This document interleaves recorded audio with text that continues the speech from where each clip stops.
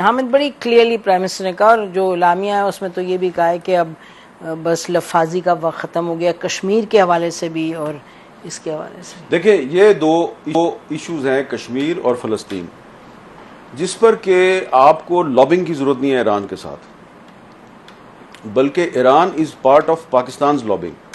अब यहाँ पर दोबारा शुरू में मैंने जिक्र किया अल्लामा इकबाल का, तो अल्लामा इकबाल की जो ईरान में रिस्पेक्ट की जाती है उसकी एक वजह यह है कि अल्लामा इकबाल ने उस वक्त, उस ज़माने में जो फ़लस्तीन पे जो उन्होंने स्टैंड लिया था, और जैसा कि आपको मुशाहिद साहब भी बता रहे थे कि उन्होंने भी मसूद पज़ेश्कियान के सामने इकबाल के एक शेर का हवाला दिया जो कि सिर्फ ईरान जो है उसको हाईलाइट नहीं करता, बल्कि जो फ़लस्तीन का मसला है वो उसको भी हाईलाइट करता है। तो फ़लस्तीन के मसले पे जो अल्लामा इकबाल की सोच है, पूरी ईरानी कौम की वही सोच है, और कश्मीर पे जो अल्लामा इकबाल की सोच है वो पूरी ईरानी कौम की वही सोच है।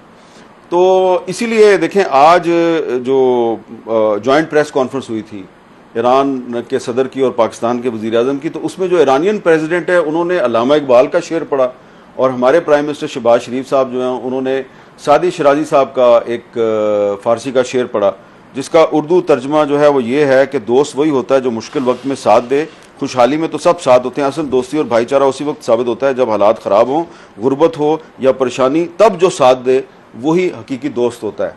अब ये एक दूसरे के साथ अल्लामा इकबाल और सादी शिराजी के जो अशार हैं उनका जब ये हवाला दे रहे हैं, तो इसकी एक वजह यह भी है कि जो अल्लामा इकबाल का मजमूआ कलाम है फ़ारसी में, इसरार खुदी, रमूज़ बेखुदी, ज़बूर अजम, इसको अगर आप इनको पढ़ें, इसमें आपको जगह जगह सादी का जिक्र मिलेगा, रूमी, फिरदौसी एक बहुत बड़े ईरान के शायर थे। तो ये इन सब चीज़ों ने आपको जोड़ा हुआ है। हाफिज शिराजी जो हैं, हाफिज शिराजी साहब जो हैं उनको अल्लामा इकबाल अपने एक उस्ताद का दर्जा देते थे, टैगोर भी उनको अपने एक उस्ताद का दर्जा देते थे, तो ये एक इन्फ्लुएंस है। अच्छा, फिर इसके अलावा ये है कि जो इमाम खुमैनी थे वो उनके आबाओ अजदाद का भी कश्मीर से ताल्लुक था। तो ये सारी वो चीज़ें हैं कि जिसकी वजह से फ़लस्तीन की जब भी बात होती है तो ईरान वही बात करता है जो पाकिस्तान बात करता है, कश्मीर की जब भी बात होती है तो पाकिस्तान वही बात कर रहा होता है और ईरान भी वही बात कर रहा होता है। तो ये 1+1 2 नहीं है बल्कि 11 है।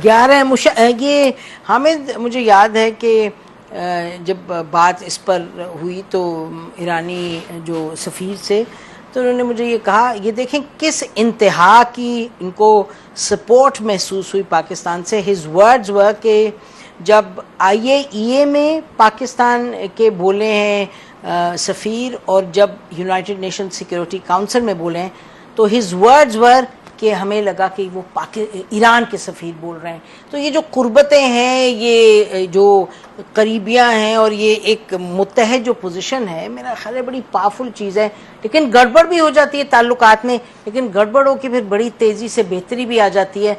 मेरा ख्याल है तारीख़ में शायद ही कोई 2 मुल्क हों जिन्होंने एक पे पहले दागा गोला, फिर दूसरे ने, और फिर तीसरे दिन वो आ गए जी जिस पे गोला। देखिए, सीधी सी बात है, हमें ना आप डिप्लोमेट है ना मैं डिप्लोमेट, बिल्कुल नहीं, ठीक है ना। देखिए, सीधी सी बात है, ये जो पाकिस्तान और ईरान के ताल्लुकात में ये बहुत ज्यादा जो गर्मजोशी आई है ना, ये एक्चुअली नीचे से है। पाकिस्तान के अवाम में जो गर्मजोशी पैदा हुई है वो ट्रांसलेट होती होती होती ऊपर चली गई है प्राइम मिनिस्टर और प्रेसिडेंट की सतह पे। अब पाकिस्तान में क्यों आई है जी ये गर्मजोशी, क्यों आई है?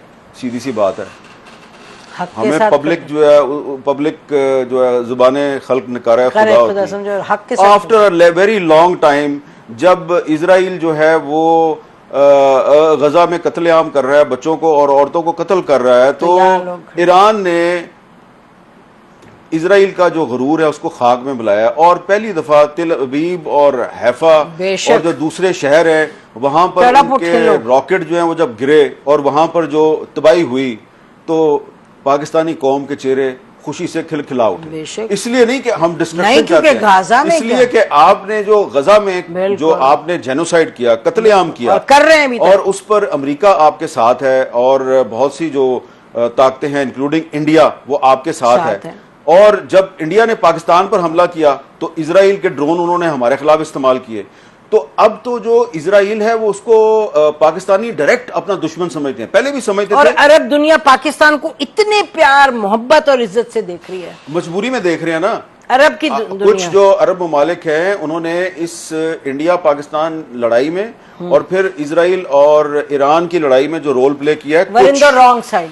कुछ अरब ममालिक में उनका नाम नहीं लेता जी, वो गलत, लेकिन खुशी इस बात की है कि सऊदी अरब जो है वो हमारे साथ वो हमारे साथ भी खड़ा था और है। ईरान के साथ भी खड़ा था। बिल्कुल। तो ये जो गर्मजोशी है ना पाकिस्तानी अवाम के दिलों में ईरान के लिए, उस गर्मजोशी को की वजह जो है वो ये है कि ईरान ने पाकिस्तानी अवाम के जज्बात की तर्जुमानी करते हुए ये नहीं किया कि जनाब इजराइल ने अगर अटैक कर दिया और साथ में अमेरिका भी आपके साथ मिल गया और उसने भी आपकी जो न्यूक्लियर इंस्टॉलेशन है उस पर अटैक कर दिया, सरेंडर नहीं किया।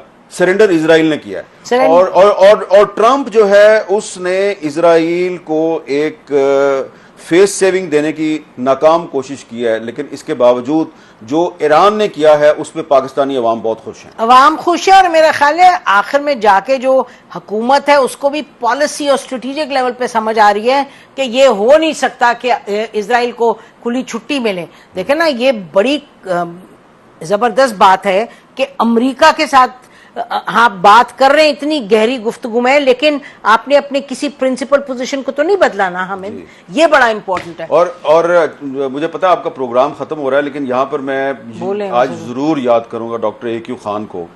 जब परवेज मुशर्रफ के दौर में उनके खिलाफ इन्वेस्टिगेशन शुरू हुई और अभी उनको गिरफ्तार नहीं किया गया था, तो मैंने उनको पूछा कि डॉक्टर साहब ये आपके खिलाफ ये क्यों हो रहा है? अभी ना उनको गिरफ्तार किया गया था, ना ही उनसे एक जबरदस्ती का एतराफ जुर्म टीवी पे करवाया गया। उन्होंने मुझे एक बात बताई थी, उन्होंने कहा देखो मैं अब तुम्हें बताता हूँ, मुझे पता है कि पाकिस्तान के न्यूक्लियर प्रोग्राम का सबसे बड़ा दुश्मन इंडिया के बाद इजराइल है, तो मैंने तो अपना न्यूक्लियर प्रोग्राम जो है उसकी सेफ्टी के बारे में सोचना है ना, तो मैंने अगर इंडिया जो है उसके खिलाफ मिसाइल बनाए हैं तो मुझे इजराइल का भी तो इलाज करना है। अगर इजराइल मेरे न्यूक्लियर प्रोग्राम पे अटैक करेगा तो मैंने उसको भी तो जवाब देना है।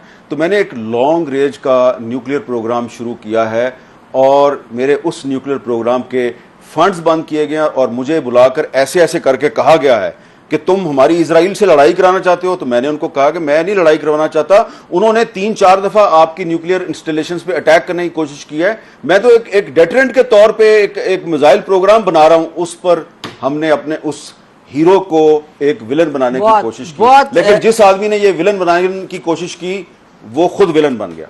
और ये भी मेरा ख्याल है हम कह सकते हैं कि अल्हम्दुलिल्लाह वो जो लॉन्ग रेंज मिसाइल है उसके लेके पाकिस्तान अटल खड़ा है। हालांकि प्रेशर्स कम नहीं है पाकिस्तान पे कि जो लॉन्ग रेंज मिसाइल है उसको आप रिव्यू करें, लेकिन पाकिस्तान को पता है atomic energy and missiles long range are in Pakistan security. Thank you very much Hamid. YouTube पर गूगली न्यूज देखने के लिए youtube.com की सर्च बार में गूगली न्यूज TV टाइप करें। गूगली न्यूज के पेज पर सुर्ख रंग के सब्सक्रिप्शन वाले बटन पर क्लिक करना ना भूलिए। YouTube पेज पर अपलोड होने वाली वीडियोस से बाखबर रहने के लिए बेल आइकन पर क्लिक कीजिए। आपको हर नई वीडियो के बारे में नोटिफिकेशन मौसूल हो जाएगा।